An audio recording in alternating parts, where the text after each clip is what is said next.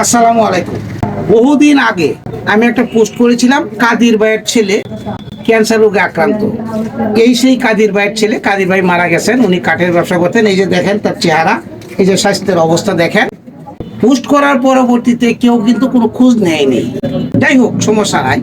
কিছুদিন আগে আমি একটা লাইভ করেছিলাম। সেই লাইভ করার কারণে এক ভদ্রলোক আমাকে রিং দিয়েছেন হোয়াটসঅ্যাপে। তারপর আমি আবার ওই যে মোবাইলে যে দেওয়া পোস্টের মধ্যে দেওয়া তার নাম্বার, বিকাশ এবং নগদ, ওই নাম্বারটা আবার তার কাছে আমি পাঠাইলাম। পাঠানোর পরবর্তীতে উনি সম্ভবত 800 টাকা দিয়েছেন এই ছেলেকে। এখন দৌলতপুরের এক ছেলে থাকে বিদেশ, 3 মাস যাবৎ কাম বন্ধ, কামাই নাই। এর পরেও এই তার অবস্থা দেখা, শূন্য পোস্ট দেখা, তার মনের আবেগে 1000 টাকা পাঠাইছে ওই নাইম ইলেকট্রনিক্স সুমনের কাছে।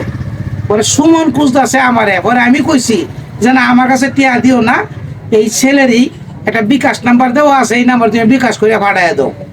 তখন সুমনে কইতাছে আর এই মামুনে কইতাছে যে বিদেশটা আছে যে এখন নাই, কেন আপনি যদি বিকাশ করে দিয়ে ভাড়াইন তে তো 20টা টিয়া খরচ হয়ে যাইব। আপনার নগদ দেওয়া 20টা টিয়া বাচ্চা যাব। আমি নিয়ত করছিলাম কাল সকালে যায়, আল্লাহরই কি রহমত, এই সেরা আজগো হাজির হয়েছে আমার এনে আয়সে যে ক্যা। যাই হোক, এই কতক্ষণ আগে মনে হয় যে সম্ভবত ঘন্টাখানেক আগে আমার কাছে ওই সুমন 1000 টাকা দিছি।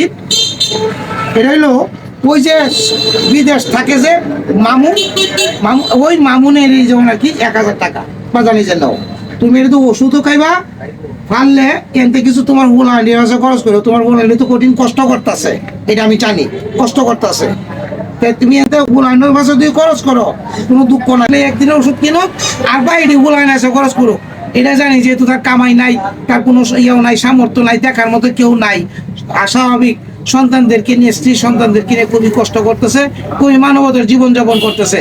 যাই হোক, আপনারাও সবাই তার প্রতি একটু দয়া দেখাইন। যে তার নাম্বারটা আমি আবার দেব। ধন্যবাদ। আসসালামু আলাইকুম।